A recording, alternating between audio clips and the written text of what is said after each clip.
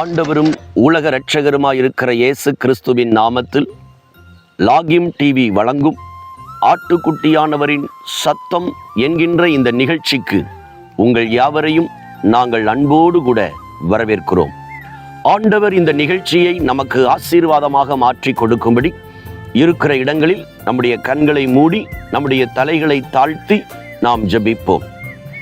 மகா பரிசுத்தமுள்ள எங்கள் பிதாவே, சர்வ வல்லமை உள்ள ஆண்டவரே, உம்முடைய திருக்குமாரனாயிருக்கிற இயேசு கிறிஸ்துவின் நாமத்தில் ஆசீர்வதிக்கப்பட்ட இந்த நல்ல நேரத்திற்காக நாங்கள் கர்த்தரை துதிக்கிறோம் சுவாமி.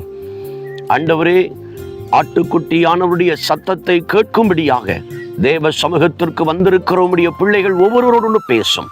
இயேசுவின் மூலமாய் ஜெபம் கேளும் நல்ல பிதாவே, ஆமேன், ஆமேன், ஆமேன்.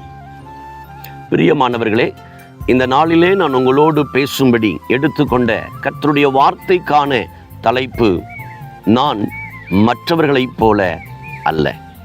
அதற்கு ஆதாரமாக பரிசுத்த வேதாகமத்தில் லூக்கா எழுதின சுவிசேஷ புத்தகம் 17வது அதிகாரம் அதனுடைய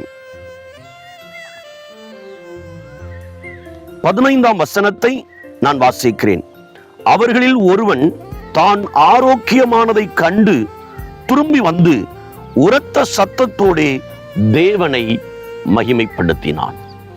ஆண்டவராயிருக்கிற இயேசு கிறிஸ்து ஒரு கிராமத்திற்கு கடந்து செல்லும் போது குஷ்டரோகம் என்று சொல்லக்கூடிய அந்த வியாதியினால் பாதிக்கப்பட்ட 10 பேர் ஆண்டவருடைய பாதத்திற்கு முன்பாக வந்து விழுந்து, ஆண்டவரே எங்களை சுகமாக்க வேண்டும் என்று கேட்டுக்கொண்டார்கள். அப்பொழுது ஆண்டவர் அவர்களை பார்த்து, நீங்கள் போய் ஆசாரியனுக்கு உங்களை காண்பியுங்கள் என்று சொன்னார். அப்படி அவர்கள் போய் அந்த 10 பேரும் சுகமானார்கள். அதில் ஒருவன் தான் சுகமானதை கண்டு திரும்ப வந்து ஆண்டவருக்கு நன்றி செலுத்தின ஒரு சம்பவம் பரிசுத்த வேதாகமத்தில் எழுதப்பட்டிருக்கிறது. ஆண்டவராயிருக்கிற கர்த்தர் சொல்லுகிறார், சுகமானவர்கள் 10 பேர் அல்லவா? தேவனை மகிமைப்படுத்த இந்த அந்நியன் ஒருவனை தவிர வேறு ஒருவரையும் காணவில்லை என்று சொன்னார்கள். ஆம், எனக்கு அன்பானவர்களே, ஆண்டவராயிருக்கிற இயேசு கிறிஸ்துவிடத்தில் 10 பேரும் நன்மையை பெற்றவர்கள். 10 பேரும் திரும்பி வந்து ஆண்டவருக்கு நன்றி செலுத்த வேண்டியவர்கள். ஆனால் ஒருவன் மாத்திரம் வந்து நன்றி செலுத்தினதாக பரிசுத்த வேதாகமத்தில் ஆவியானவர் எழுதி வைத்திருக்கிறார். இன்றைக்கும் இந்த வார்த்தையை கேட்கிற அன்பு சகோதரனே, சகோதரியே, தகப்பனே, தாயே, உங்கள் வாழ்க்கையில ஆண்டவராயிருக்கிற இயேசு கிறிஸ்து செய்திருக்கிற நன்மைகள் ஏராளம் ஏராளம். ஆனால் எவைகளுக்காயிலும் நாம் திரும்ப வந்து ஆண்டவருக்கு நன்றி செலுத்துகிற ஒரு இருதயம் நமக்கு உண்டா என்பதை நாம் நிதானித்து பார்ப்போம். அந்த ஒரு மனிதன் திரும்ப வந்து ஆண்டவருக்கு நன்றி செலுத்தினது வேதத்தில் எழுதப்பட்டிருக்கிறது.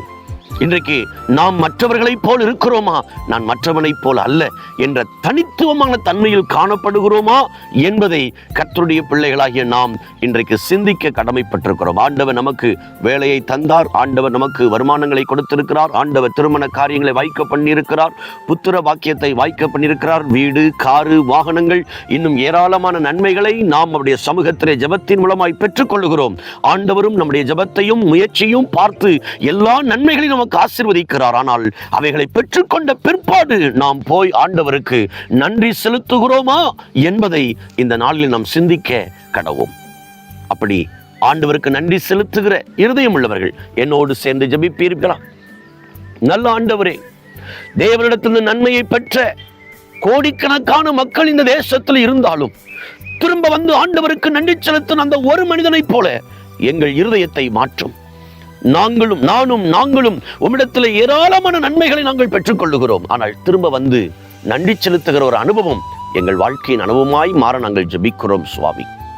ஒரு காரியத்தை பெறுவதற்கு முன்பு ஜெபிக்கிற நாங்கள், உபவாசிக்கிற நாங்கள், விடாமல் உம்முடைய பாதத்தை பிடிக்கிற நாங்கள், அந்த காரியத்தில் ஜெயத்தை, வெற்றியை பெற்ற பிற்பாடு நன்றி செலுத்தும்படி உம்முடைய சமூகத்திற்கு வரக்கூடிய இருதயம் உள்ளவர்களாய் எங்களை மாற்றும். நாங்கள் மற்றவர்களைப் போல அல்ல, தனித்துவமானவர்களை காண்பிக்க தேவன் எங்களுக்கு உதவி செய்யும். எங்களை ஆசீர்வதி. இயேசுவின் நாமத்தில் ஜெபிக்கிறோம் நல்ல பிதாவே, ஆமென். பிரியமானவர்களே, இந்த நிகழ்ச்சி உங்களுக்கு ஆசீர்வாதமாக இருக்கும் என்று நான் கர்த்தருக்குள் விசுவாசிக்கிறேன். லாகிம் டிவி என்கிற எங்களுடைய யூடியூப் சேனலை இதுவரையிலேயும் நீங்கள் சப்ஸ்கிரைப் பண்ணாமல் இருந்தால் மறக்காமல் சப்ஸ்கிரைப் பண்ணும்படி உங்களை நாங்கள் அன்போடு கேட்கிறோம். மற்றவர்களுடைய ஆசீர்வாதத்திற்கு அதை பகிரும்படி உங்களை நாங்கள் அன்பாய் கேட்கிறோம். உங்களுடைய விண்ணப்பங்கள், உங்களுடைய கருத்துக்கள் இருக்குமானால் கீழே தெரிகிற எங்கள் தொலைபேசி எண்ணை தொடர்பு கொள்ளும்படி உங்களை அன்பாய் கேட்கிறோம். கர்த்தர் தாமே உங்களை ஆசீர்வதிப்பார். God bless you.